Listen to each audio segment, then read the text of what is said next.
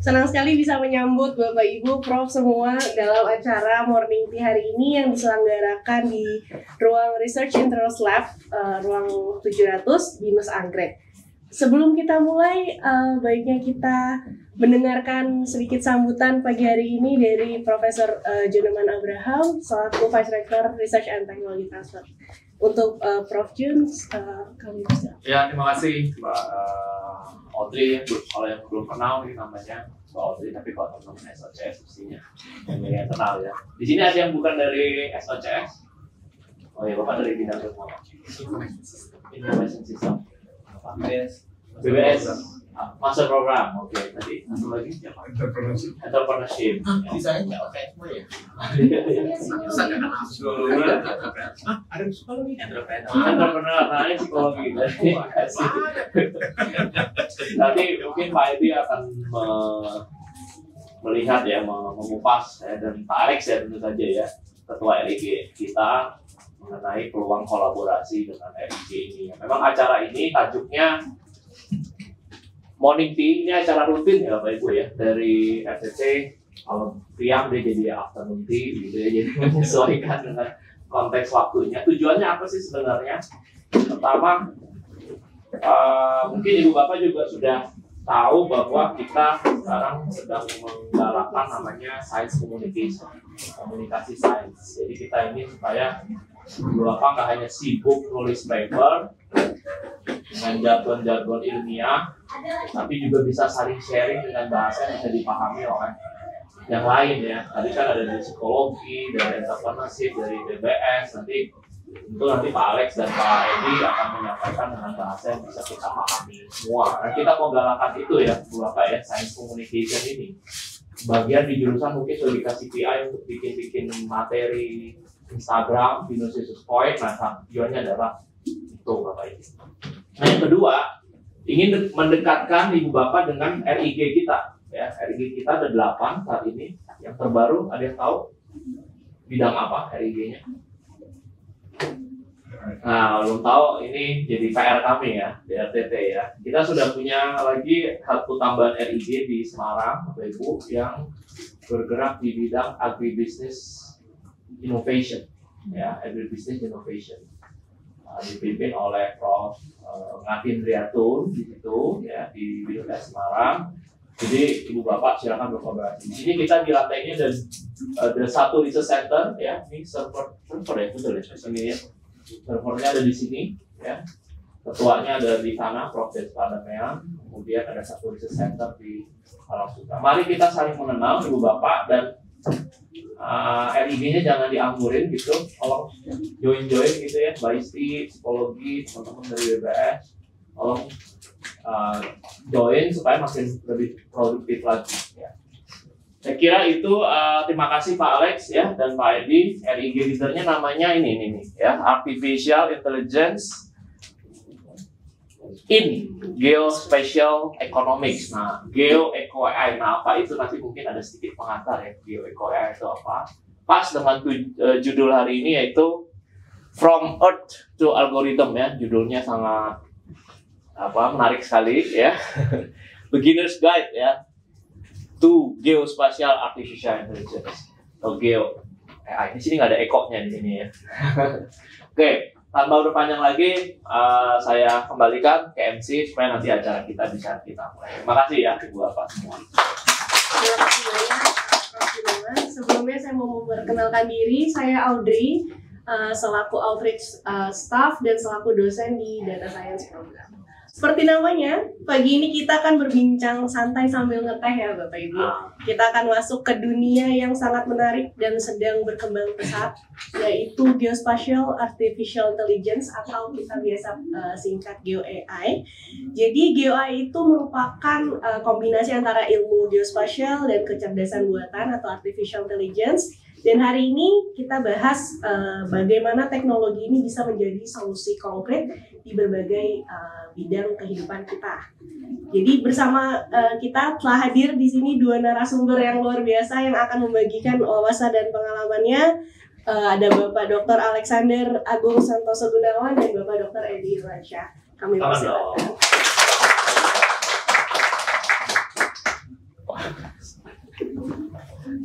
Bapak Alexander ini merupakan dosen dan peneliti di SHS ya, School of Computer Science Binus. Saat ini sedang menjabat sebagai Head of Data Science Program juga dan leader of RIG Group Eco AI Artificial Intelligence in Geospatial Economics.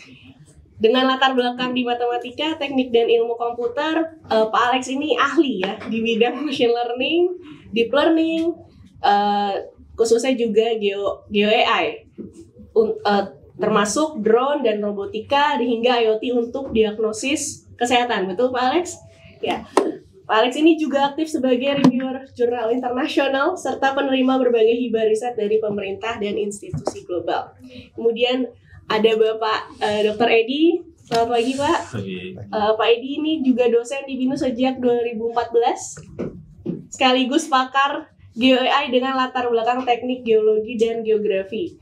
Minat riset Pak Edi ini mencakup perkembangan algoritma machine learning dan deep learning untuk mitigasi bencana, pertanian, aplikasi berbasis lokasi, serta big data spasial.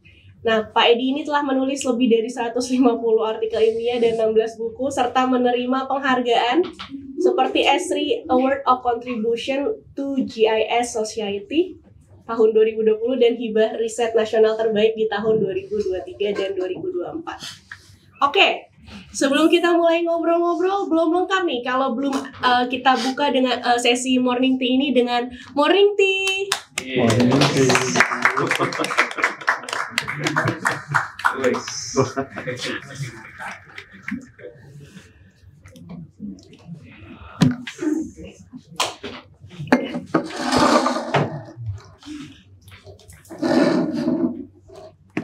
Ya, sandinya morning tea. Morning tea.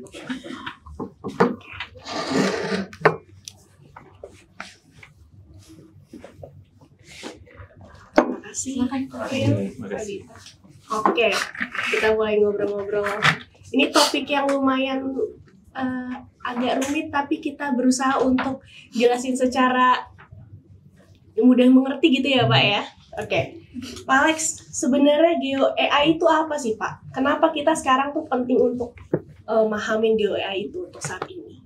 Oke, terima kasih untuk pertanyaannya. Ya, selamat pagi Bapak Ibu semuanya. Ya, jadi saya mencoba untuk menjelaskan mengenai Geo AI atau Geospatial Artificial Intelligence ya di sini. Jadi kata geo itu artinya benarnya adalah lokasi gitu ya, lokasi di peta bumi. Dan AI itu adalah ya kecerdasan buatan, jadi mesin yang bisa berpikir gitu ya. Jadi di sini Geo AI itu adalah bagaimana kita bisa membuat pendeknya adalah peta yang bisa berpikir ya, peta yang bisa memberikan informasi, memberikan solusi. Ya itu secara singkat gitu ya.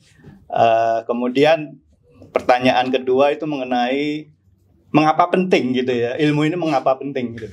Nah kalau kita ingat ya, saya coba untuk merujuk ke suatu pepatah di Cina itu ya. Jadi oleh Sun Tzu tuh, kalau kita mau menang perang gitu ya, kita harus mempunyai atau mengenali medan kita gitu ya. Kenali medan maka kuasai suatu perperangan gitu. Istilahnya seperti itu. Nah kalau zaman dulu yang paling penting dalam suatu peperangan tuh suatu jenderalnya tuh harus mengetahui peta ya, mempunyai peta lokasi dalam peperangan tersebut. Supaya apa ya? Supaya mengetahui medan dari pertempurannya dan bisa membuat strategi perang gitu ya, mengantisipasi keadaan. Nah, kalau sekarang ini zaman modern ini ya ilmunya adalah Geo AI tadi ya.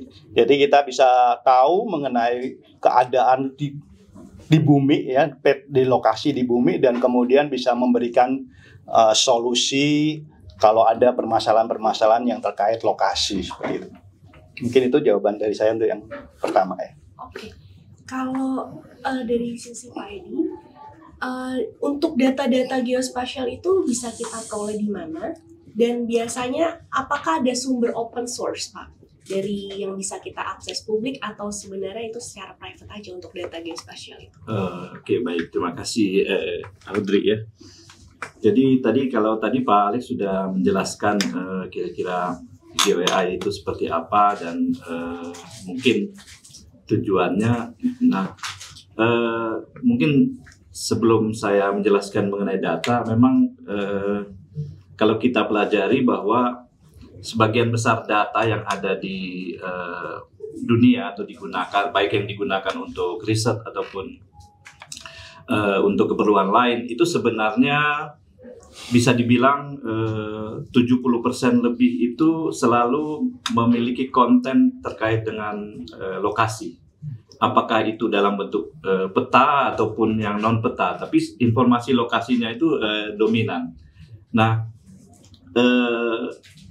seluruh data-data itulah yang bisa digunakan di dalam GeoAI.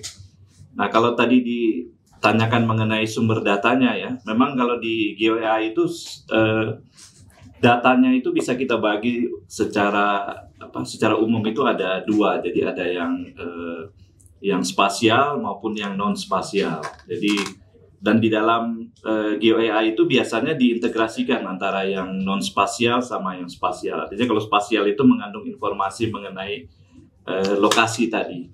Nah, yang spasial itu sendiri juga kalau kita bisa bicara agak sedikit teknis itu ada dua bagian. Ada yang berbasis vektor. Jadi kalau mungkin kita bisa melihat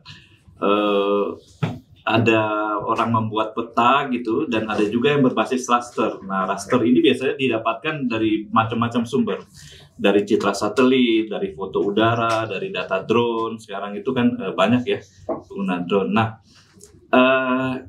kalau untuk riset memang di bidang GeoAI itu atau di bidang geospasial secara umum kita mengenal ada namanya wali data. Jadi wali data itu memang umumnya pemerintah, government. Jadi kalau jadi itu adalah data-data yang dapat digunakan dan dapat dipertanggungjawabkan sumbernya. Misalnya kalau wali data untuk data-data dasar yang misalnya kayak peta dasar dan sebagainya, itu kita mengenal ada Badan Informasi Geospasial. Tapi kalau untuk data pertanian ada Departemen Pertanian sumbernya. Nah, umumnya memang data-data yang digunakan itu memang bersumber dari sumber-sumber wali data tadi, dari pemerintah. Tapi juga banyak sih sumber-sumber lain yang mungkin dipublish ya secara terbuka gitu oleh beberapa lembaga, tapi itu memang tidak kalau untuk kegiatan riset atau untuk kegiatan ilmiah itu memang dipersyaratkan sumbernya harus dari referensi-referensi yang tadi dari pemerintah ya, yang khusus ke pemilik data atau wali datanya gitu. Jadi misalnya kalau kayak data pertanahan berarti ke Kementerian Tata Ruang dan Badan Pertanahan. Nanti kalau misalnya data terkait dengan cuaca itu berarti ke Badan Meteorologi dan Geofisika. Kalau terkait data sumber daya air mungkin itu ke Departemen Pekerjaan Umum ya. Jadi seperti begitu. Jadi kita harus mengacu kepada sumber-sumber data tersebut. Saya kira demikian, Bu. Terima kasih, Pak Edi. Nah, kalau begitu, Pak, gimana si AI ini bisa digunakan dalam membaca data ataupun memproses data dalam geospatial dataset ini? Oke, terima kasih pertanyaannya. Jadi terkait AI ya, Artificial Intelligence. Jadi proses dari geospatial Artificial Intelligence kan data sebenarnya geospatial Artificial Intelligence datanya banyak banget ya, big data. Kita tahu di bumi kan di atasnya banyak satelit gitu ya. Nah, itu kan mengumpulkan banyak sekali data gitu ya. Kemudian juga kita mengumpulkan data dari drone, dari IoT juga banyak sekali datanya. Jadi geospatial Artificial Intelligence dimulainya biasanya dari suatu pertanyaan gitu ya. Apakah yang mau diteliti ya. Misalkan kalau kita mau meneliti misalnya mengenai hutan di Indonesia misalnya ya. Ya, kemudian kita berpikir pertama adalah datanya dulu. Ya, data ini sangat bermacam-macam, sangat beragam tergantung dari pertanyaan yang diajukan. Ya, kalau hutan kan luas ya. Jadi mau tidak mau kita harus menggunakan suatu data yang bisa melihat secara luas itu ya. Salah satunya adalah dari satelit ya. Nah, kemudian tentunya yang kedua itu adalah pengolahan datanya ya.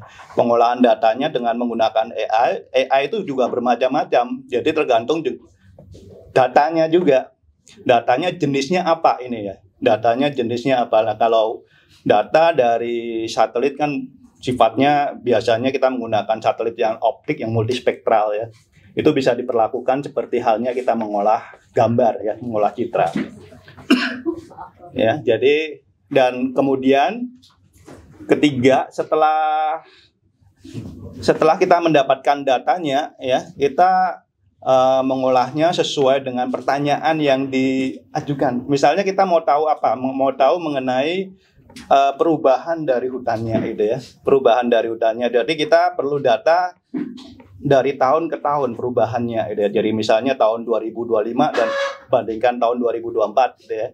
Dan kita bisa melakukan pertama istilahnya melakukan segmentasi mana hutan mana tidak gitu ya, dan membandingkan hutan yang tahun 2024 dengan tahun yang 2025. Kita perubahannya tahu gitu ya, selisihnya tahu. Dan terakhir tentunya dari pertanyaan tadi kita mau ngapain sih gitu ya, mau ngapain tuh maksudnya untuk kebutuhan apa ya, untuk kebutuhan apa. Misalnya kalau kita ingin tahu mengenai permasalahannya mengenai pembukaan hutan karena perkebunan kelapa sawit gitu, efeknya seperti apa gitu ya. Nah, itu kita bisa mengambil datanya di tempat tertentu ya, tempat lokasi tertentu yang memang kasusnya terjadi, dan kemudian kita bisa menganalisa mengenai dampak yang terjadi misalnya dari pembukaan hutan karena untuk perkebunan kelapa sawit misalnya, seperti itu. Itu prosesnya seperti itu ya untuk penggunaan AI di dalam GeoAI gitu. Berarti penggunaan AI-nya selain untuk mengolah data itu bisa untuk segmentasi, klasifikasi, deteksi gitu ya Pak ya. Si AI ini udah bisa ya Pak ya untuk mendeteksi dari data geospatial ini. Bisa ya. Jadi AI ini digunakan untuk apa aja di dalam GeoAI gitu ya. Jadi banyak sekali tugas-tugas yang bisa dilakukan oleh AI. Pertama yang paling mudah mendeteksi objek gitu ya. Mendeteksi objek itu paling mudah gitu ya. Kemudian karena dia sifatnya objek bukan piksel gitu ya. Kemudian kalau kita ingin mengukur luasan, seperti tadi kasusnya mengukur luasan hutan, kita harus mendeteksi per piksel. Itu istilahnya segmentasi gitu ya. Itu lebih sulit ya tingkatannya gitu ya. Dan kemudian tentunya kita kadang-kala ingin supaya menghitung gitu ya, menghitung bukan hanya misalnya kita menghitung jumlah pohon gitu ya, jumlah pohon. Nah, itu kita perlu memadukan beberapa istilah pendekatan gitu ya. Jadi kita perlu dekatkan dulu dan kemudian melakukan objek detection, ini bendanya apa gitu ya. Nah, itu macam-macam ya. Jadi tergantung pertanyaan yang diajukan. Tentunya metode dari AI yang tepat untuk menjawab pertanyaan tadi yang perlu dipikirkan juga gitu. Untuk Pak Edi, untuk sampai saat ini menurut Pak Edi atau mungkin yang sedang pernah dilakukan Pak Edi atau sedang dilakukan Pak Alex juga, proyek AI yang berdampak besar untuk saat ini di dunia nyata khususnya industri itu apa aja Pak? Ya oke. Jadi mungkin sebelum ke situ saya ini sedikit ya. Jadi saya sampaikan sedikit dari Bapak Ibu. Jadi sebenarnya kan kalau dulu mungkin kita sering mendengar ada sistem informasi geografis ya. Jadi dulu GIS gitu, orang mengenal GIS. Nah, GIS itu kan kekuatan utamanya adalah bukan di dalam visualisasinya, tapi di dalam spatial analisisnya. Nah, kalau dulu metode spatial analisis itu kan sangat beragam gitu. Bahkan ada sampai statistical analysis gitu ya, statistik dipakai. Nah, dengan berkembangnya AI, maka metode analisa di dalam GIS itu diintroduce dengan AI. Makanya analisanya yang tadi mungkin terbatas, sekarang menjadi lebih berkembang gitu. Nah, Tapi sejak tahun 2015 istilah Geo AI itu pertama kali dikemukakan di 2018. Itu sebenarnya istilahnya baru sekali, Prof. 2018 diperkenalkan oleh salah satu pengembang software itu Esri di konferensinya di San Diego. Kebetulan ada orang Esri juga di sini. Dosen kita ada Pak Fepri, ini beliau Esri Indonesia. Itu 2018. Kemudian 2020 itu Presiden Jokowi itu menyebutkan di dalam ada Hari Informasi Geospasial Nasional, itu menyebutkan sebagai sebuah bidang baru yang akan berkembang ke depannya di dalam informasi geospasial. Nah, kemudian tahun 2021, Prof, itu kita dengan hibah kedai reka itu kita mengajukan itu dan langsung dapat, karena memang pemerintah sangat berharap itu. Nah, kalau dibilang tadi industrinya, bidang-bidangnya itu memang cukup luas, karena ini bisa membantu mungkin dari bidang yang hampir di semua bidang Geo AI itu bisa masuk. Kalau kita bicara industri besar itu yang sudah banyak implementasi itu, misalnya kalau yang sudah cukup lama itu adalah misalnya mining industri, oil and gas gitu. Kemudian yang sudah kita coba bekerja sama juga dengan hibah, kita sudah pernah dapat juga, Prof, itu dengan PTPN, jadi perkebunan kelapa sawit. Perkebunan kelapa sawit itu sejak tahun berapa ya Pak Alex ya, kita 2022. Jadi dengan hibah kita 2022 itu masuk ke industri kelapa sawit. Nah, karena memang mereka membutuhkan beberapa informasi penting itu sebenarnya, mulai dari bagaimana menghitung jumlah pohon, jadi tree counting mereka menyebutkan. Kemudian nanti mereka masuk ke bagaimana menilai kesehatan tanaman, jadi atau health assessment. Karena dari situ sebenarnya kita sudah bisa memprediksi berapa kira-kira produksi yang akan dihasilkan oleh sebuah perkebunan itu. Dengan kalau dulu mungkin ini mungkin saya kasih contoh di industri perkebunan kelapa sawit ya. Kalau dulu mereka kan menghitung dengan statistik itu satu persatu pohon. Mungkin kalau perkebunan yang cuma 1 hektar mungkin nggak terlalu masalah. Tapi kalau sudah sekelas PTPN yang ribuan hektar itu sudah nggak mungkin secara manual. Jadi harus secara otomatik. Nah, otomatik dengan menggunakan data citra satelit atau drone itu bisa dilakukan dengan cepat. Jadi GeoEye itu bisa menghitung dengan cepat berapa jumlah pohonnya. Karena dari pohon itu perusahaan bisa menilai nanti berapa kira-kira produksi dari kebun yang mereka punya gitu. Bahkan kalau mau lebih detail lagi mungkin di assessment dulu kesehatan tanamannya, karena masing-masing level of health itu memberi kontribusi panen yang berbeda setiap pohon. Nah itu kurang lebih begitu kalau di ini yang sudah secara praktek kita terapkan. Bahkan dengan hibah yang berikutnya juga, Prof, PIB kita sudah bisa menghasilkan satu plugin gitu, yang tools yang bisa diimplementasikan untuk tree counting tadi. Nah, mungkin saya bisa jelaskan, kalau pakai software yang di luar itu harganya sangat mahal, Bro. Bisa sampai 1 miliar untuk tree counting aja. Walaupun sebenarnya secara metodologi itu gampang sekali sebenarnya. Nah, ini dibuktikan oleh kita melakukan penelitian, dan itu mahasiswa yang bisa membantu mengimplementasikan itu sebenarnya di dalam industri. Tapi industri-industri lain juga sebenarnya banyak selain mining, oil and gas, plantation, bahkan transportasi. Iya, bahkan kita juga pernah coba dihubungi Departemen Pertanian itu untuk bagaimana GeoAI itu bisa membantu, karena Departemen Pertanian itu tiap tahun itu butuh untuk update luas lahan sawah mereka. Jadi luas lahan sawah itu kalau nggak salah Indonesia around 7 juta hektar, Prof. Nah itu harus diupdate tiap tahun, berapa perubahannya.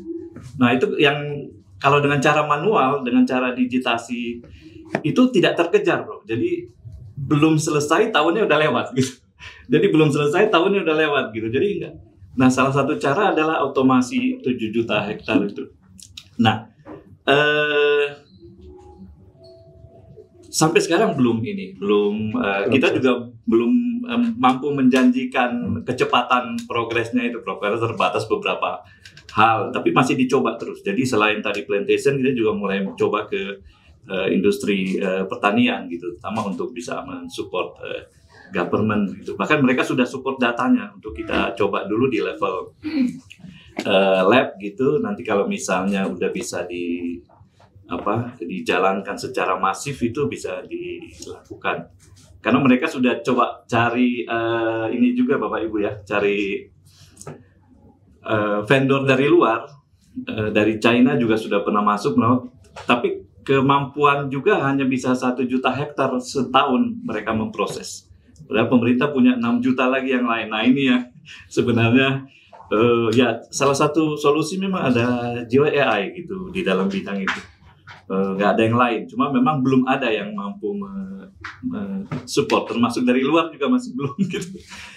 Jadi kalau dibilang sebenarnya kita di BINUS itu agak cukup progresif juga, Prof, dalam bidang ini. Jadi kita GWAI 2018 oleh S3, 20 dinyatakan oleh Presiden Jokowi waktu itu sebagai sebuah bidang yang akan memiliki masa depan untuk termasuk AI-nya. Dan kita 2021 sudah mulai dengan riset-riset gitu. Bahkan sudah bisa sampai ada tadi plug-in ya sebagai. Dan tahun ini kita ngajuin hibah prototype, Prof, ke Dikti supaya itu bisa benar-benar jadi prototype yang bisa dipakai di industri. Kira-kira begitu. Terima kasih Pak Edi. Pak Edi sama Pak Alex ini kan terkenal salah satunya penelitian tentang GWAI untuk building assessment dan khususnya mitigasi bencana. Nah kita pengen tahu nih Pak, kalau untuk mitigasi bencana si GWAI ini tuh contoh nyatanya tuh ngapain sih Pak gitu? Boleh Pak Alex, boleh Pak Edi silakan. Oke, building assessment jadi ya ini terkait dengan bencana gitu ya. Jadi ketika terjadi bencana kan kita ingin melakukan supply untuk bantuan gitu ya, bantuan untuk membantu masyarakat yang terkena bencana gitu ya. Nah, oleh karena itu pemerintah perlu menghitung tingkat kerusakan dari bangunannya ya, bangunannya. Jadi caranya gimana dan butuh cepat masalahnya ya. Jadi kalau counting satu-satu ya nggak visible gitu ya. Ya jadi yang bisa kita lakukan adalah dengan melihat dari satelit itu gambar sebelum dan sesudah bencana ya. Sebelum dan sesudah bencana itu kita bandingkan. Ya, jadi kita bandingkan dan kemudian kita melakukan segmentasi mengenai kerusakan bangunannya. Itu yang secara teoritis, dan kemudian kita bisa menghitung juga ya area mana yang paling terdampak gitu ya terhadap bencana tadi. Mungkin Pak Edi bisa menjelaskan lebih lanjut karena beliau yang meneliti tentang di Palu ya Pak, waktu itu Pak. Iya, oke, baik Bapak Ibu sekalian. Jadi sebenarnya tadi yang sudah disampaikan Pak Alex juga mungkin hampir sama dengan yang tadi di kasus. Kalau tadi kan kebetulan di bidang plantation ya. Nah kalau di bidang itu juga kita perlu hal yang sama sebenarnya. Jadi kita bisa menilai bagaimana tadi bangunan itu terkena dampak akibat bencana. Dan itu ada levelnya juga biasanya. Karena waktu saya lupa itu kalau mungkin Bapak Ibu ada yang lebih, kalau di penanganan bencana itu ada tiga tahapan misalnya. Yang pertama kalau nggak salah tahapan rehabilitasi, nah itu waktunya cuma 3 bulan misalnya. Jadi 3 bulan itu pemerintah sudah harus tahu berapa dampak bencananya. Kalau dampaknya kepada bangunan, kerusakan akibat gempa bumi misalnya, udah tahu berapa bangunan yang terdampak dan levelnya seperti apa. Misalnya rusak sedang, rusak ringan, rusak sedang, rusak berat. Karena 3 hal ini akan mempengaruhi berapa pemerintah harus membayar kepada masyarakat sebagai akibat dari gempa bumi. Kalau nggak salah mungkin saya kurang tahu harga nilainya sekarang berapa, tapi kalau nggak salah kalau cuma kalau rusak ringan mungkin sekitar 5 juta, kalau rusak sedang ada nilainya, jadi yang ada nilai pastinya. Nah, bagaimana supaya pemerintah tahu berapa total nilai kerusakan namanya atau damage losses-nya? Nah, harus menghitung ini dan menghitung jumlah yang terdampak dan level of damage-nya.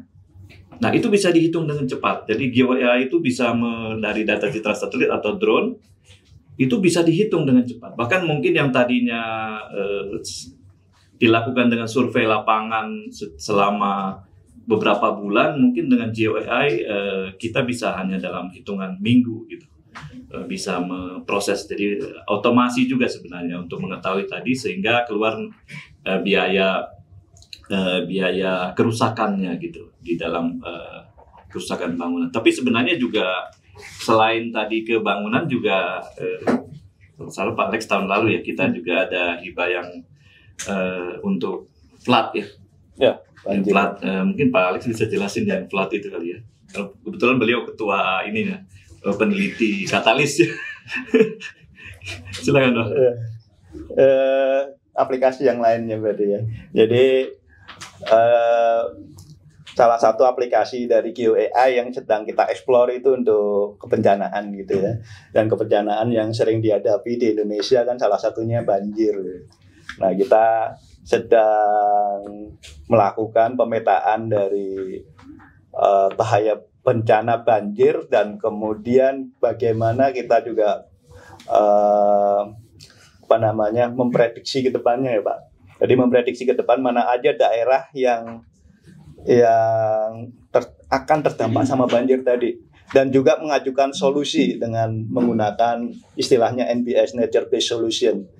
Nah, solusi tadi banyak jenisnya ya, menanam mangrove atau apa gitu ya, banyak sekali jenisnya, dan tentunya solusi tadi perlu dimonitor gitu ya, perlu dimonitor, itu ada parameternya, dan monitornya bagaimana supaya bisa cepat gitu ya, cepat gitu. Jadi kita menggunakan data satelit juga gitu ya, data satelit juga di sana untuk memonitor keadaan parameter kunci dari solusi NBS atau Nature Based Solution kita gitu ya. Mungkin itu. Nah, mungkin saya bisa menambahkan lagi bahwa tadi kebanyakan data yang kita pakai kan satelit ya, satelit. Nah, kemudian kalau di perkebunan itu sebenarnya bukan satelit tapi drone ya Pak. Citra udara. Kenapa? Ya karena pohon itu kan lebih kecil daripada rumah gitu ya. Pohon kan kecil-kecil. Kalau kita mau menghitung pohon, otomatis datanya resolusinya lebih tinggi. Maka kita menggunakan drone. Ya, jadi data dari GeoAI itu pertama memang satelit ya, karena bisa cakupannya luas gitu ya. Kemudian drone kalau mau resolusinya lebih tinggi. Kemudian yang di bawah itu kita mengandalkan IoT sebenarnya, Internet of Things ya. Jadi salah satu yang kita mau kerjasama lagi itu ya dengan GoTo ya, dengan GoTo kita mau kerjasama bagaimana kita mengaplikasikan GeoAI di bidang transportasi gitu ya, untuk GoTransitnya. Jadi bagaimana mengintegrasikan Gojek ini dengan angkutan publik gitu ya, ya supaya bagaimana kalau kita mau berjalan dari A ke B yang jauh, tapi ya kita bisa memanfaatkan di tengah-tengahnya angkutan publik supaya lebih murah, lebih efisien gitu ya. Nah, itu kita menggunakan data-data dari smartphone sebenarnya. Ya, data-data IoT juga. Jadi GeoAI ini bukan hanya datanya dari atas gitu ya, tapi juga dari bawah gitu ceritanya gitu ya. Nah, yang tentunya yang selalu terkait dengan lokasi seperti itu.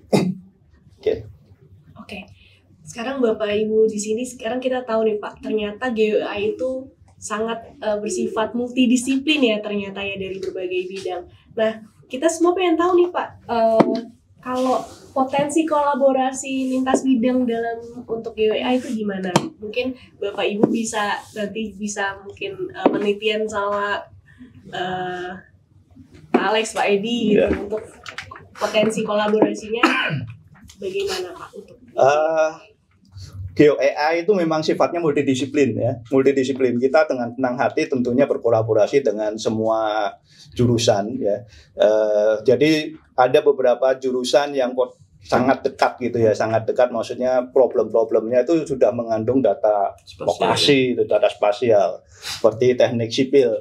Ya, teknik sipil itu banyak bekerja sama dengan kita dengan dengan QAI ini ya. Karena misalnya untuk jalan gitu ya, memonitor jalan itu kan datanya pasti harus ada lokasinya dong. Ini kalau kita mau memantau tingkat kesehatan jalan gitu ya, ada monitornya, ada dimonitor apa jalan ini bagus atau masih layak atau tidak, dan kemudian perlu perawatan atau tidak, dan kemudian mengenai banyak sekali misalnya kena hujan atau tidak, kemudian kena longsor atau tidak, segala macam kan perlu dipantau tuh ya keadaan jalan. Nah itu kan sangat tergantung lokasi, sehingga kerjasama dengan teknik sipil ini cukup intens itu ya. Kemudian bidang-bidang yang lain mungkin ada tambahan Pak Edi? Iya, ya sebenarnya memang sementara ini yang baru berhasil dicoba, apakah itu di level riset bersama dosen gitu ataupun hibah-hibah yang itu adalah dengan teman-teman di jurusan teknik sipil gitu. Tapi kemarin kita juga ada lagi yang dengan teman-teman teknik industri, kira kemarin ada kerjasama dengan Pelindo, itu teman rekan-rekan peneliti dari teknik industri itu masuk ke supply chain gitu. Jadi GeoAI bisa bantu di situ. Jadi industri udah mulai masuk. Kemudian kalau dengan Goto tadi karena kita pakai data-data transportasi dari Gojek itu ya, jadi kita bisa ini sebenarnya. Jadi saya ada mahasiswa sedang riset itu namanya travel behavior, Bapak Ibu. Jadi perilaku perjalanan. Jadi, nah itu mungkin bisa travel behavior tentunya dari pemilik datanya gitu. Jadi kalau di sini mungkin nanti kalau dengan nggak apa-apa ini mungkin bicara merek antara Grab sama ini mungkin perilakunya itu mungkin akan berbeda gitu, transportation behaviornya gitu. Karena sebenarnya pemerintah berharap ada itu ya, integrasi dengan angkutan publik tadi. Jadi mau melihat gitu. Nah ini sebenarnya sudah jalan, kita tinggal nunggu MOU ya. Kayaknya juga MOU masih di sini ya, Prof. Di RTTO gitu. Kita sudah minta beri juga data informasi data yang akan kita perlukan apa gitu.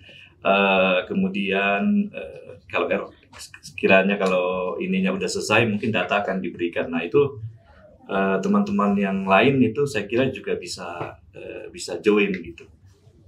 Sebenarnya juga kayak kalau di BINUS ini mungkin kayak ya teknik industri yang pasti ya, sipil sudah terbukti sampai ini sampai riset, dan kita sedang ini juga coba melihat ini Prof, Bapak Ibu sekalian, untuk meng-create hibah Pak? Satrep. Ya, Satrep. Jadi Satrep dengan Jepang, termasuk nanti siang ini kita akan meeting dengan ada Prof Josafat di sana di Shiba University. Biasanya pagi begini, cuma karena kita ada acara sini kita mundurin. Kita nggak enak juga sama Prof Josafat di sana, tapi oke ya, artinya itu persiapan untuk tahun depan. Kalau hibah itu dapat, nah itu mungkin lebih banyak lagi ya disiplin yang bisa terlibat, Bapak Ibu sekalian, dan kesempatan juga buat teman-teman itu kalau nggak salah hibahnya kita bisa dapat peralatan, kita bisa pertukaran dosen, mobility, mahasiswa juga. Ya, mahasiswa PhD mungkin bisa kirim 2 atau 3 orang gitu ke Jepang gitu. Dan nilainya lumayan Prof, itu 1 tahun kalau saya around 5M ya, dan bisa 5 tahun. Jadi cuma memang itu sangat kompetitif. Jadi di Indonesia baru 2 kali dapat, ITB dan UI ya masalahnya. Tapi kita sudah pelajari trik-triknya itu gitu, termasuk mengajak kolaborasi misalnya dengan kalau kita mau bencana nih kita kolaborasi dengan BNPB, dengan BRIN gitu. Jadi sudah mereka nanti akan mengendorse gitu ceritanya.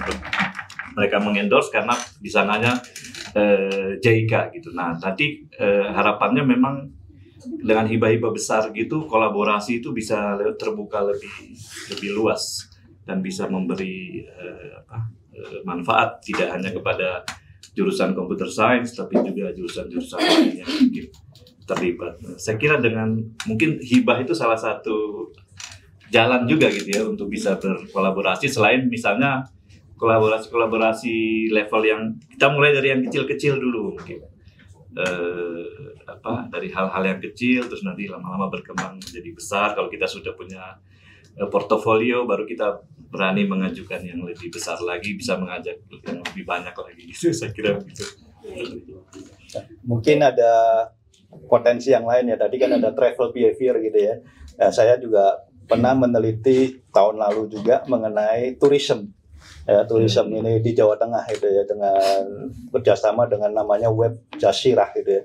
Itu bagaimana kita melihat behavior dari turis melalui sosial media itu TripAdvisor dan Google Map itu kan ada komentar-komentar dari turisme gitu, dari turis gitu ya. Kita mengekstrak semua data dan terutama di lokasi-lokasi wisata di Jawa Tengah seperti Borobudur, Mendut dan seterusnya itu ya. Nah, kita melihat juga turisnya ini berjalannya kemana aja gitu ya. Dan kemudian berapa lama dia meluangkan waktu untuk melakukan turisme dan kita bisa melihat dia turis lokal atau turis luar negeri dan seterusnya. Nah, itu mungkin kalau di BINUS bisa berkolaborasi dengan program turisme gitu ya. Ya, seperti itu. Jadi kemungkinannya sebenarnya bukan hanya dengan tadi ya yang memang datanya memang sudah spasial gitu ya seperti di sipil, tetapi kalau kita mau brainstorming, mau bertukar pikiran mungkin ada aja gitu ya yang program-program lain yang bisa berkolaborasi karena sebenarnya datanya spasial tetapi karena kita selalu memikirnya dari segi kualitinya, jadi kelihatannya spasialnya hilang. Seperti turisme tadi ternyata kita bisa melihat behaviornya dari perilakunya itu ya dari lokasinya juga gitu ya. Seperti itu. Baik Bapak Ibu, jika nanti ada ide yang muncul nih habis Morning Tea ini, kita bisa Bapak Ibu bisa langsung menghubungi Pak Alex Waidi ya Pak ya. Pak Alex Waidi dan langsung join ke RIG Eko DA ya untuk berdiskusi. Oke. Mungkin ada satu lagi yang ini saya lupa tadi. Mungkin teman-teman di manajemen itu atau di sistem informasi ya.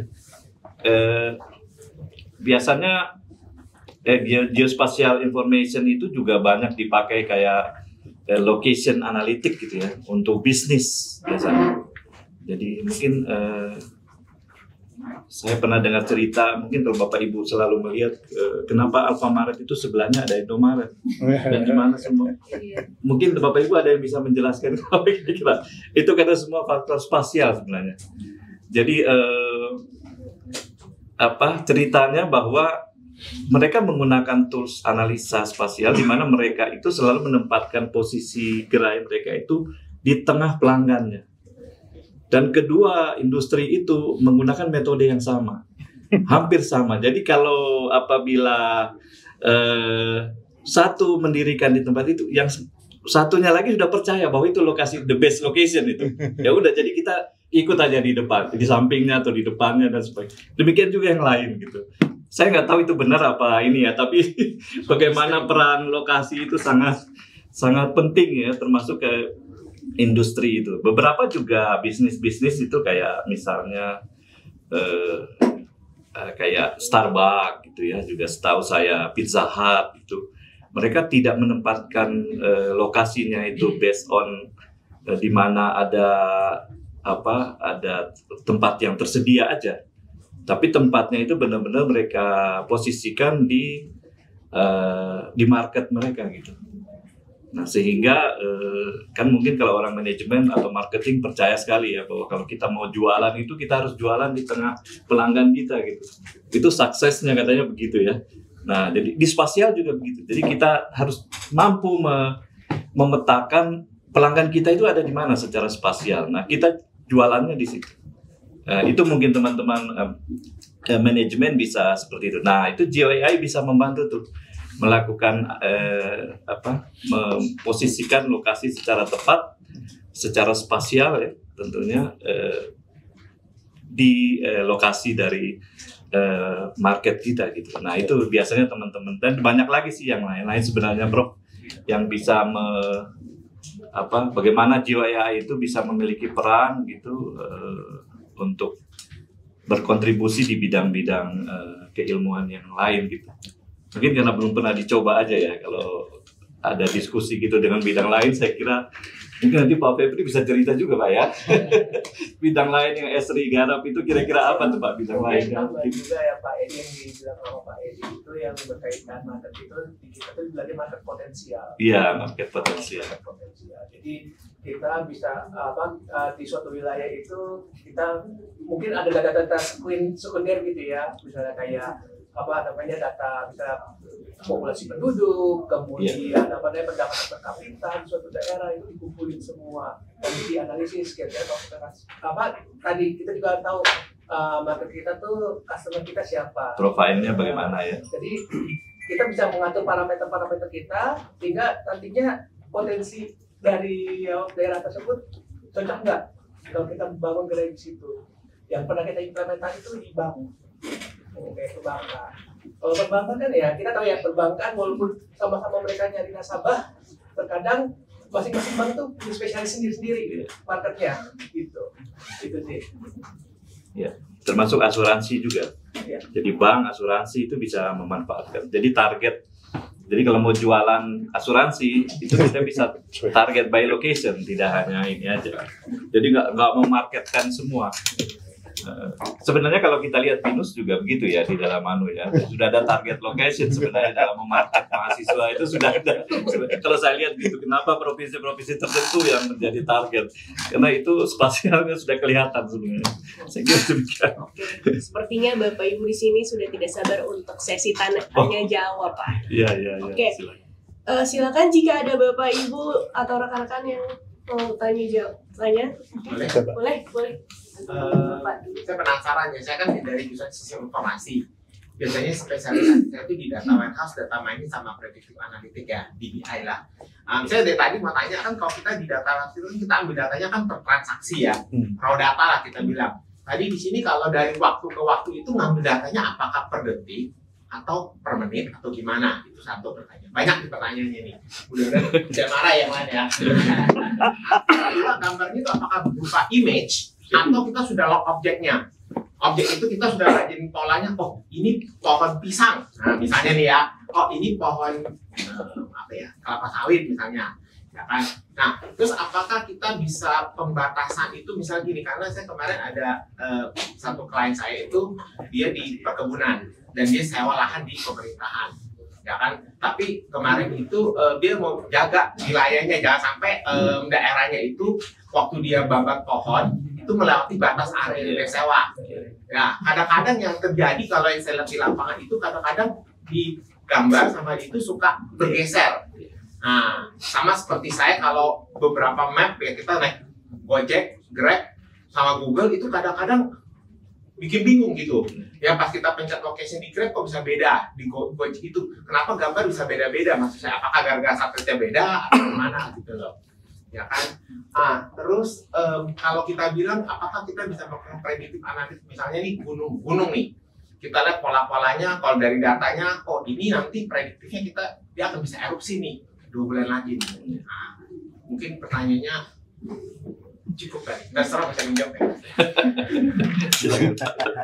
Oke, yang pertama dulu ya mengenai kecepatan datangnya data untuk yang spasial gitu ya. Jadi kalau data spasial itu perubahannya sebenarnya nggak terlalu cepat Pak. Pertama itu ya. Jadi perubahan datanya nggak cepat. Nah kita kalau saya di di RIG kami kan ada geospatial economic AI gitu ya.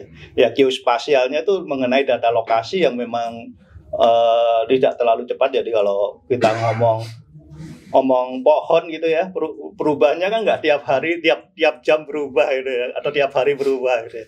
Atau hutan gitu ya, hutan kan juga nggak tiap hari atau bulan, malah juga perubahannya juga nggak terlalu besar. Nah, di RIG kami itu ada dua sisi, memang satunya untuk yang geospasial, satunya yang ekonomik. Ya, ekonomik AI ini banyak berkaitan dengan waktu tadi. Ya, waktu, karena prediksi waktu ini menjadi krusial ketika kita berkaitan dengan pilihan kan waktu ekonomik gitu ya. Jadi data saham, data apa kripto dan lain-lain itu berkaitan pekerjaan dengan waktu. Nah, kalau terkait dengan data warehouse tadi ya, kalau spasial otomatis nggak terlalu banyak, update-nya otomatis nggak terlalu cepat gitu ya, nggak akan terlalu cepat. Itu yang perlu dipahami juga, karena perubahannya memang nggak banyak. Kemudian yang pertanyaan kedua itu mengenai apa itu? Gambar, apakah ini bisa data? Oh, gambar ya, gambar di peta. Ini berkaitan dengan alignment gitu ya Pak, di peta ya Pak sebenarnya, karena seringkali gambar yang kita ambil melalui drone misalnya itu enggak ada benchmarknya ya di muka bumi gitu ya. Jadi ketika kita mau pasang ke petanya ini menjadi masalah. Nah, ini kita juga temuin waktu di perkebunan juga Pak. Kita kan mau tahu nih perubahan dari pohon gitu ya. Pohon ini dari tahun ke tahun ini keadaannya bagaimana gitu ya. Nah, itu kan perlu peta yang presisi dari pengambilan drone yang pertama sama yang berikutnya, sekaligus pohonnya harus sama, posisinya harus sama. Ya.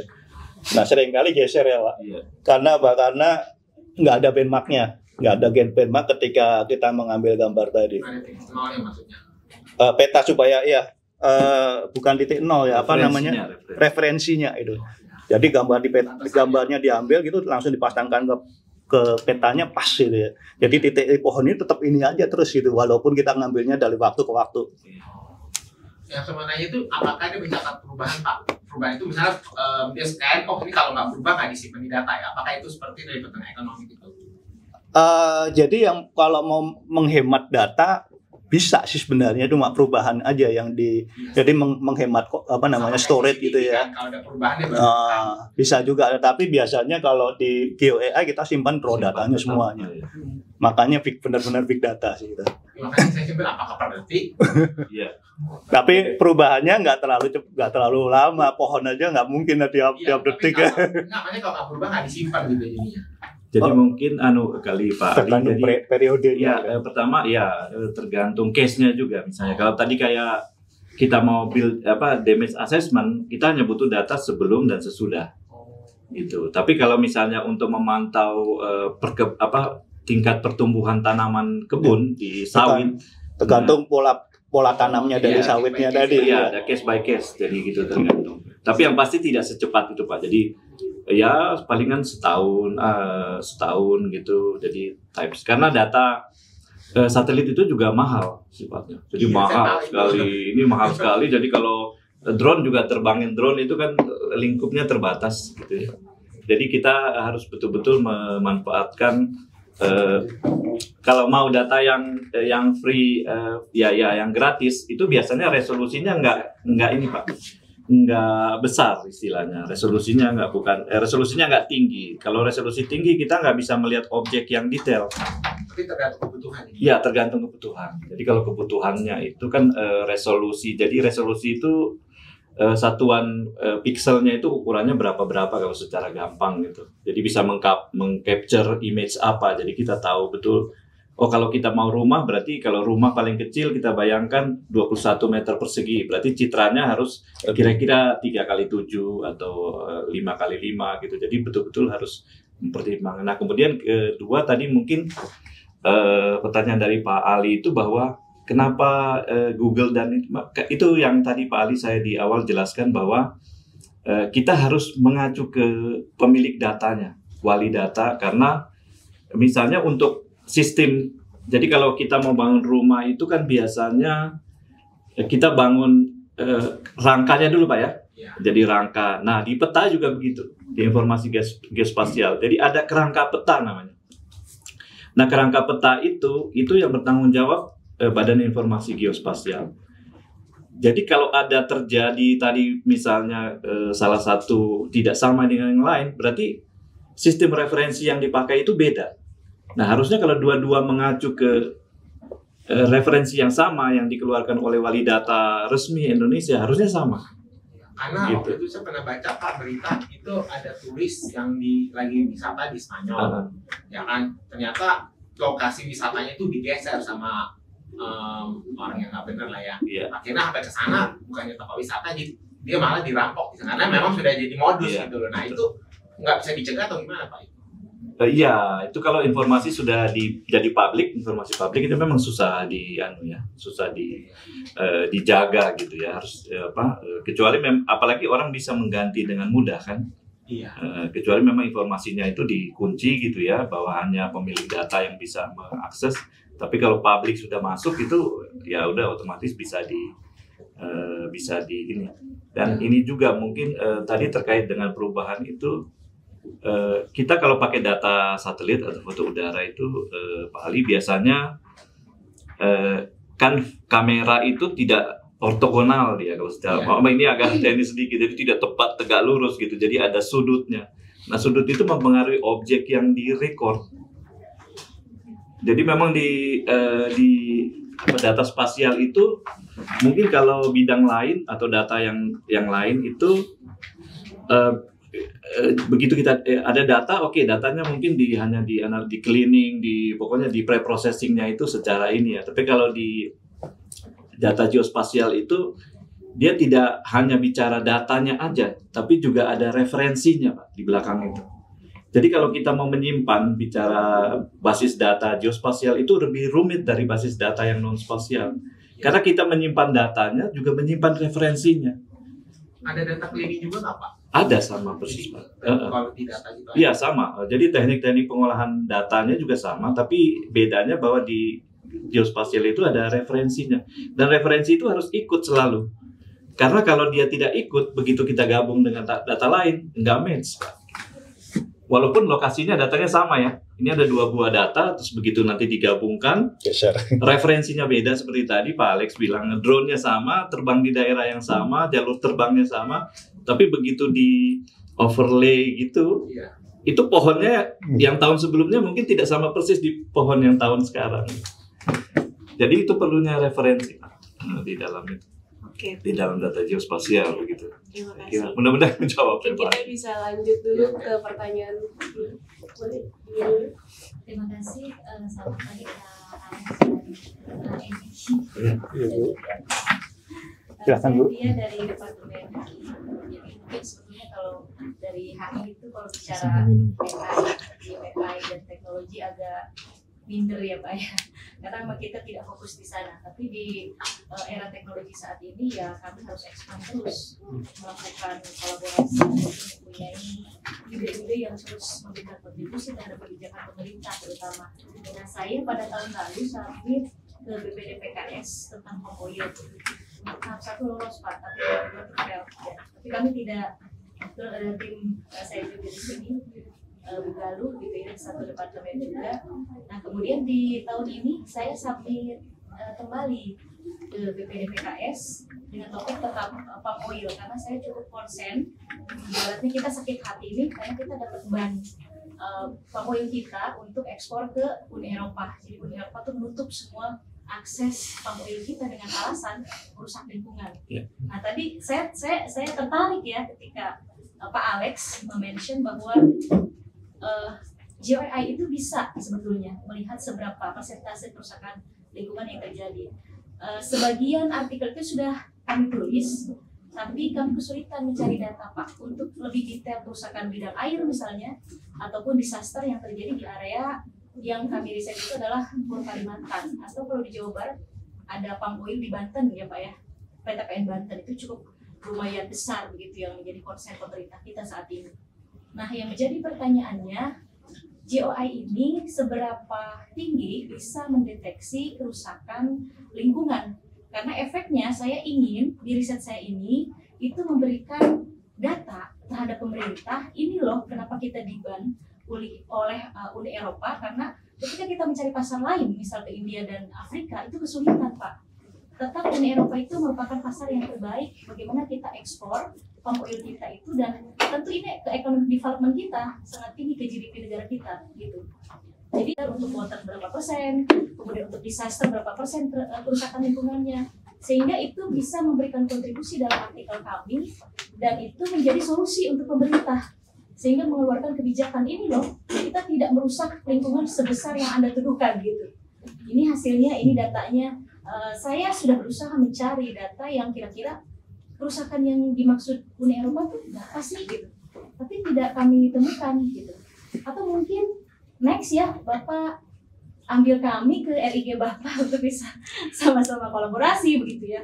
Karena ya itu saya mencari di bidang ilmu lain juga untuk mendeteksi ini kesulitan, begitu, karena ini cukup vital, economic development di bidang palm oil ini untuk persoalan perekonomian kita, untuk APBN dan lain-lain, begitu. Mungkin Pak Edi dan Pak Alex bisa memberikan insight atau pencerahan ke kami untuk bidang riset kami. Tapi yang sekarang belum diumumin sih Pak, mudah-mudahan sih masuk ya. Kalau masuk bisa dilanjutkan, begitu. Karena jujur saya greget Pak, karena Uni Eropa tuh menuduhnya seperti itu. Jadi kita nggak bisa menerima palm oil Anda, produk Anda, karena bukan jelek Pak, kualitas kita bagus dibandingkan palm oil dari negara-negara lain. Masalahnya adalah yang mereka tuduhkan adalah kerusakan lingkungan yang kita buat. Jadi itu yang ingin saya tunjukkan. Ini loh kerusakannya tidak seberapa berdasarkan data AI misalnya. Nah, solusi yang dilakukan pemerintah kita, kebijakannya seperti apa, sehingga itu bisa terbantahkan dan kita bisa masuk lagi ke Uni Eropa. Gitu Pak Alex. Oke, terima kasih Bu. Jadi untuk pertanyaannya, jadi mengenai perubahan lingkungan kan, kerusakan lingkungan gitu ya. Nah kebetulan juga kita pernah mempunyai proyek yang hilirisasi itu ya Pak Edi ya. Jadi salah satu hilirisasi tahu ya, jadi terkait dengan pertambangan gitu ya. Jadi itu juga kita lihat perubahan penggunaan lahannya juga. Jadi waktu itu di beberapa wilayah di Sulawesi dan Maluku Utara itu ya. Dan kita nikel ya. Jadi kita juga menghitung mengenai perubahan wilayahnya juga ya, yang tampak dari satelit. Karena kalau kita mau lihat yang lebih detail lagi itu butuh drone. Kalau lebih drone itu masalahnya tadi tempatnya belum mesti mau di scan. Belum mesti mau di scan. Tapi kalau tampak dari atas itu kan resolusinya cukup lah ya, cukup untuk mengetahui bahwa wilayah tadi memang ada perubahan lingkungan dan kelihatan dari gersangnya itu ya, itu bisa kita lihat. Dan perubahan lingkungan memang sangat terjadi, kita deteksi di Sulawesi Tengah ya Pak. Sulawesi Tengah itu bisa, tetapi sekali lagi untuk ukuran akurasinya itu tergantung resolusi dari data yang kita olah juga ya. Jadi kalau mau deteksi ada perubahan nggak ada ya bisa gitu ya, tapi seberapa akurat nanti tergantung data yang mau kita gunakan, yang kita ambil gitu ya, mau data satelit, data drone atau data drone. Mungkin Pak Edi bisa nambahkan. Iya, mungkin kalau spesifik ke perkebunan kelapa sawit ya Bu ya, ke oil palm itu memang kalau kita lihat itu dampaknya memang sebenarnya besar itu terhadap lingkungan. Nah, perubahan-perubahan yang terjadi sebagai dampak dari adanya perkebunan kelapa sawit itu sebenarnya bisa dimonitor, Bu. Bisa dimonitor secara real time, artinya kita bisa ngikutin tadi perubahan-perubahan, terutama perubahan, misalnya kayak perubahan penggunaan lahan gitu, Bu. Ya mungkin yang dulunya hutan, nah itu setelah ada kelapa sawit itu berubah menjadi kelapa sawit gitu, misalnya. Dan kita juga bisa menganalisis misalnya kalau perkebunan kelapa sawit itu apakah tadi merubah yang menjadi hutan atau non hutan, kan itu dampak ekonominya juga besar, Bu. Kemudian kalau dia berada di satu lokasi tertentu, itu bisa misalnya di kelerengan tertentu atau sistem ekologi tertentu, dia bisa memberi dampak kepada terjadinya misalnya banjir gitu. terjadinya bahaya banjir. Nah itu sebenarnya secara mudah bisa dibilang bahwa jiwa AI sebagai satu metodologi, sebuah teknik atau metodologi untuk menganalisa perubahan itu bisa dilakukan, Bu. Bahkan sekarang kalau Ibu tertarik ke arah riset itu bisa juga ke karbon, Bu, ke karbon counting, karbon trap, itu sekarang lagi seksi sekali itu penelitian itu. Kalau memang Ibu interest ya bidang tadi HI ya Bu ya. HI. Nah HI itu kalau mau dengan Geo AI itu ke arah itu Bu. Jadi Palm oil. Meeting juga Pak dengan Iya. PKS-nya, mereka juga mengeluhkan tentang hal-hal poin-poin apa saja yang mereka belum terima dari para akademisi untuk riset palm oil ini. Iya. Salah satunya ya komplain tentang lingkungan tadi. Iya. Jadi yang saya ingin tahu tuh, misalnya ya, Geo AI itu bisa mendeteksi nggak akibat dari palm oil ini, buka lahan ini, karena itu kan nggak main-main buka Iya, lahan iya. gitu ya. Ya lupakanlah presiden kita yang bilang palm oil sama dengan hutan gitu. Iya. Kitanya yang harus pintar gitu Iya, untuk iya. menjaga tetap proses economic development negara kita gitu. Nah yang saya ingin tahu ada kekurangan water di situ. Saya hanya dapat data itu aja Pak. Tapi persentasenya kekurangan water dari adanya palm oil, kemudian ada disaster berapa persennya yang dituduhkan Uni Eropa itu nggak bisa. Kita HI hanya sampai di data literatur. Iya. Jadi memang harus dibutuhkan kolaborasi dan kita harus bisa mendetek begitu sehingga data itu ada dan itu bisa menjadikan input ke pemerintah dan mereka bisa mengeluarkan solusi begitu untuk membantah tuduhan-tuduhan karena ya Uni Eropa itu pasar yang sangat besar ketika kita di-ban cukup signifikan efeknya terhadap pertumbuhan ekonomi kita. Mungkin sebenarnya kalau kasus seperti yang Ibu sampaikan tadi, kita bisa Geo AI itu bisa membantu untuk menganalisa perubahannya tadi, Bu. Iya. Serta dampaknya kepada perubahan lingkungan. Jadi bukan perubahan aja, tapi perubahannya dan dampaknya baik terhadap kerusakan hutan, ke air, ke kebencanaan. Dan mungkin juga sebenarnya bisa Bu. Jadi bisa kita hitung bahwa dengan adanya mungkin seperti yang disebutkan tadi bahwa sama dengan hutan apa ya tadi ya, misalnya kelapa sawit sama dengan hutan. Nah itu kita bisa hitung sebenarnya kalau dia hutan dia kontribusi karbonnya berapa, kalau dia kelapa sawit kita kontribusi karbonnya berapa. Jadi nilai ekonominya itu bisa dibandingkan impact kepada disasternya berapa sama keuntungan karena kita menanam tanaman kelapa sawit secara ekologi gitu, itu bisa saya kira. Ya, kebetulan kalau yang karbon ini kita pernah ngitung juga di Papua. Di Papua. Jadi waktu itu pemerintah Papua juga ingin tahu nih, kalau kita buka hutan sama jaga hutannya itu untung mana gitu ya. Jadi kan itu kalau kita kan sekarang ada carbon trading ya Pak. Carbon trading ya. Jadi kan kita perlu kuantitasi. Jadi dengan menggunakan data satelit, dan data satelit itu sekarang kita bisa ada data satelit LiDAR gitu ya, untuk mengukur yang khusus untuk mengukur ketinggian pohon. Nah dari sana kita bisa mengestimasi karbon stoknya di Papua. Waktu itu kita ngerjakan di Papua ya Pak. Papua. Jadi kita bisa hitung sampai, walaupun kita bisa hitung sampai dolarnya gitu ya, dolarnya. Jadi walaupun tingkat akurasinya dibandingkan dengan yang ke lapangan langsung ya, karena kalau dari atas kan kita nggak tahu spesiesnya ini tumbuhannya apa ya, kita hanya tahu tingginya aja, dan padahal setiap spesies dari pohon kan beda-beda itu karbonnya itu ya, karbon stoknya. Tetapi secara umum kita bisa melakukan estimasi kasar dulu untuk jumlah karbon, sehingga kalau hutan tadi mau dibuka untuk sawit itu sama kita hanya jaga hutannya, untung mana itu bisa kita perkirakan sebenarnya. Mungkin kalau Ibu yang kalau dari HI kan tahu sekarang yang perdagangan itu Bu ya, perdagangan karbon internasional itu. Jadi sekarang kan banyak perusahaan-perusahaan masuk di Indonesia itu hanya untuk istilahnya menjual karbon Bu. Jadi kita bisa minta ke pemerintah daerah konsesi, kemudian konsesi suatu daerah di mana nanti itu bisa sama perusahaan itu bisa dijual ke industri-industri di luar Indonesia dalam bentuk karbon kredit namanya. Jadi kalau mereka melepaskan karbon sejumlah berapa, mereka harus memberi kredit sejumlah berapa supaya balance, terutama Uni Eropa gitu. Nah itu sebenarnya GeoAI bisa, dan kita sudah coba implementasi walaupun tadi secara lebih kasar gitu. Tapi bisa, bahkan daerah-daerah sekarang ya, kita pernah belajar ke Kalimantan Timur. Kalimantan Timur mereka sudah sampai ke Ya, mereka dengan survei menjaga lapangannya ya. dengan menjaga hutan beberapa hektar saja, mereka itu sudah dapat dana 80 M ya. Untuk Terakhir nih, ajak kami dong Pak. Oke, Bapak Ibu, karena waktu kita terbatas nih, saya udah disuruh waktu gitu ya. Mungkin jika ada pertanyaan di luar ini, bisa langsung menghubungi Pak Alex Payadi. Waktu kita mohon maaf, waktu kita terbatas, jadi bisa langsung menghubungi Pak Alex Payadi. Mungkin abis ini juga kalau Pak Alex Payadi kosong, bisa langsung ngobrol. Oke.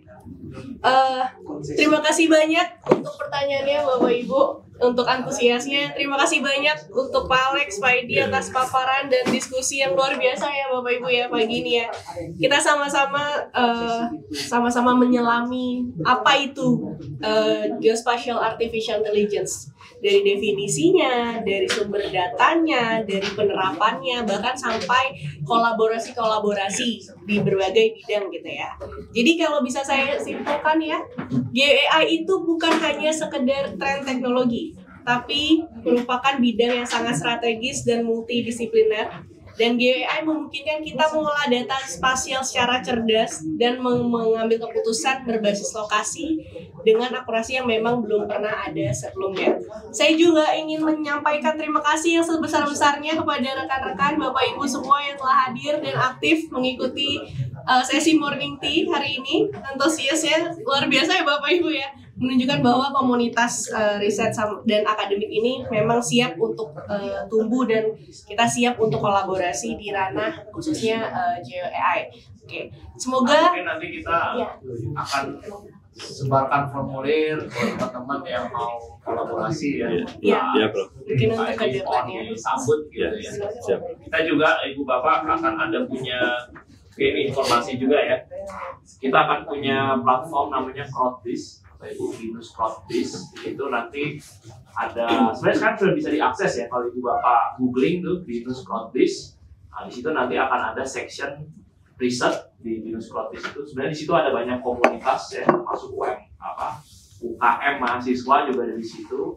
Nah, kita rencana mau mengoptimalkan platform ini sehingga RIG itu bisa melempar sesuatu di Crowdbiz, dan Ibu Bapak bisa melihat apa lemparan-lemparan dari kelompok-kelompok riset, dan nanti bisa menyambut lemparan tersebut gitu ya. Jadi kita mau ada matchmaking antara research interest group, research center dengan Ibu Bapak semua. Jadi kami berharap Ibu Bapak tidak berhenti di sini, mungkin udah mulai kepikiran mau riset apa begitu ya. Tentu terbuka ya Pak Alex ya, dan Pak Edi ya. Ya, tadi psikologi mau nanya sebenarnya. Jadi Bekasi. Atau lempar pertanyaan dulu aja. Sudah jauh dari Bekasi, bro. Satu aja ya Pak. Silakan bro. Nggak dikit ya. Jauh-jauh dari Bekasi Bapak. Iya. Kita ngobrol nanti habis ini. Ya, pertanyaannya aja dulu dilempar ya. Jadi gini Pak, kita itu pernah punya penelitian untuk mengidentifikasi potensi bencana sosial. Kalau tadi kan Bapak juga bencana alam. Nah, salah satu problem di kita itu kan bencana sosial. Nah, waktu itu kita dengan pemeriksaan, Bapak sudah kenal, kita didanai oleh Kemhan untuk membuat tools itu identifikasi potensi konflik di seluruh Indonesia. Nah, tadi kepikir nih, tadi kan geospasial nih. Nah, itu gimana nih? Maksudnya ini orang awam ya Pak? Baik, nanti akan bisa dikomunikasikan. Supaya kita bisa mengembangkan tools yang basisnya AI itu gimana gitu? Mohon arahannya. Terima kasih. Tadi satu dari manajemen mungkin biar adil. Pertanyaannya dulu kita dengar ya. Terorisme itu. Terima kasih saya Budi dari Entrepreneur. Mungkin saya menyikapi isu yang kemarin pandemi ya. Ketika terjadi COVID, ternyata banyak layanan kesehatan yang tidak bisa melayani pasien. Nah, apakah GeoAI ini bisa mendeteksi berapa fasilitas kesehatan dibutuhkan? Lalu yang kedua terkait dengan prediksi fasilitas berdasarkan angka kematian di suatu provinsi atau suatu daerah. Misalnya contoh di Jakarta mungkin rata-rata kematian anak misalnya di usia 4 tahun, sedangkan standar WHO ada 78 tahun. Apakah bisa memprediksi lokasi atau daerah mana yang memang menjadi skala prioritas untuk pendirian pelayanan kesehatan, dan termasuk juga kalau memungkinkan kira-kira layanan unggulan apa yang kira-kira bisa dibuat di pelayanan kesehatan itu. Baik, terima kasih Pak. Ceritanya sudah didengar, nanti supaya memudahkan komunikasinya begitu ya, nanti bisa didorong nanti. Sekedar pengen tahu ya teman-teman punya concern apa ternyata ada di bidang kesehatan, walaupun bidang entrepreneurship ya Pak. Iya, saya di konsultan kesehatan. Iya. Terima kasih ya. Psikologi bencana sosial. Saya kira itu saja, interupsi sedikit. Terima kasih Bapak Ibu untuk tambahannya. Oke. Perlu Bapak Ibu ketahui juga, Morning Tea ini merupakan program rutin yang diadakan oleh RTT. Jadi dengan topik-topik yang tidak kalah menarik lainnya. Jadi jika ada Morning Tea selanjutnya, mohon join lagi, ajak Bapak Ibu dosen yang lain agar kita ramaikan dan semakin semangat ya untuk membahas topik-topik khususnya mungkin untuk membuka peluang kolaborasi antar fakultas, antar jurusan gitu ya. Semoga sesi Morning Tea kali ini bisa menjadi awal dan eksplorasi lebih dalam, dan kita bisa riset bersama ya. Sampai jumpa Bapak Ibu di sesi Morning Tea selanjutnya. Selamat melanjutkan aktivitas. Semoga hari Bapak Ibu menyenangkan dan penuh semangat dan inspirasi. Morning Tea. Minum. Kesannya tentang Morning Tea kegiatan ini. Jujur hari ini pertama kali saya ikut Morning Tea ya, pertama kali, dan topiknya banyak sekali karena selama ini saya tanya AI ini cuman ya semacam aplikasi semacam GIS yang di AI-kan, tapi ternyata setelah tadi saya mendengarkan dari Pak Alex, dari Pak Edi, ternyata luas sekali dan dalam sekali dan banyak sekali yang masih bisa digali. Cuman sayang waktunya sih jujur kurang ya. Kalau boleh ada pelatihan teknikalnya lah, jangan hanya konsep aja gitu. Ya, terima kasih dari saya. Dengan Bapak siapa? Ali Gunawan. Pak Ali Gunawan dari Sistem Informasi. Sistem Informasi. Baik, terima kasih Pak. Kesannya tentang Morning Tea. Ini adalah satu program yang sangat bagus. Saya pikir ini di era RTT, ini adalah program baru ya sepertinya. Sudah dari beberapa tahun yang lalu. Oh, sudah dari beberapa tahun yang lalu, tapi ini saya baru pertama kali ikut dan ternyata luar biasa. Ini artinya bisa mempertemukan berbagai expert atau berbagai fokus. Misalnya saya dari Departemen HI, tentu kekurangan kita adalah di bidang teknologi. Nah, ketika ada Morning Tea ini sambil kita minum tea, kemudian sambil kita ngopi bersama dan kita bisa menemukan partner dengan riset dengan bidang yang berbeda gitu. Jadi misalnya saya dari Departemen HI bisa berkolaborasi dengan departemen lain, dengan GeoAI, dengan SI, dengan yang lainnya. Ini luar biasa begitu, dan mungkin saran saya atau rekomendasi saya ke depan RTT tetap mempertahankan program ini, terus dilakukan Morning Tea ya secara kontinu, karena ini program yang sangat bagus di mana program ini mempertemukan semua prodi, semua fokus, semua researchers yang memang bisa memberikan kontribusi besar terhadap negara kita begitu. Terima kasih Teh. Itu aja. Kesannya tentang Morning Tea kegiatan ini. Jujur hari ini pertama kali saya ikut Morning Tea ya, pertama kali, dan topiknya banyak sekali karena selama ini saya tanya AI ini cuman ya semacam aplikasi semacam GIS yang di AI-kan, tapi ternyata setelah tadi saya mendengarkan dari Pak Alex, dari Pak Edi, ternyata luas sekali dan dalam sekali dan banyak sekali yang masih bisa digali. Cuman sayang waktunya sih jujur kurang ya. Kalau boleh ada pelatihan teknikalnya lah, jangan hanya konsep aja. gitu. Ya, terima kasih dari saya. Dengan Bapak siapa? Ali Gunawan. Pak Ali Gunawan dari Sistem informasi. Sistem Informasi. Baik, terima kasih Pak. Tentang kesannya tentang morning tea. Ini adalah satu program yang sangat bagus. Saya pikir ini di era RTT, ini adalah program baru ya sepertinya. Sudah dari beberapa tahun yang lalu. Oh, sudah dari beberapa tahun yang lalu, tapi ini saya baru pertama kali ikut dan ternyata luar biasa. Ini artinya bisa mempertemukan berbagai expert atau berbagai fokus. Misalnya saya dari Departemen HI, tentu kekurangan kita adalah di bidang teknologi. Nah, ketika ada morning tea ini sambil kita minum tea, kemudian sambil kita ngopi bersama dan kita bisa menemukan partner dengan riset dengan bidang yang berbeda gitu. Jadi misalnya saya dari Departemen HI bisa berkolaborasi dengan departemen lain, dengan GeoAI, dengan SI, dengan yang lainnya. Ini luar biasa begitu, dan mungkin saran saya atau rekomendasi saya ke depan RTT tetap mempertahankan program ini, terus dilakukan morning tea ya secara kontinu, karena ini program yang sangat bagus di mana program ini mempertemukan semua prodi, semua fokus, semua researchers yang memang bisa memberikan kontribusi besar terhadap negara kita gitu. Terima kasih Teh. Itu aja.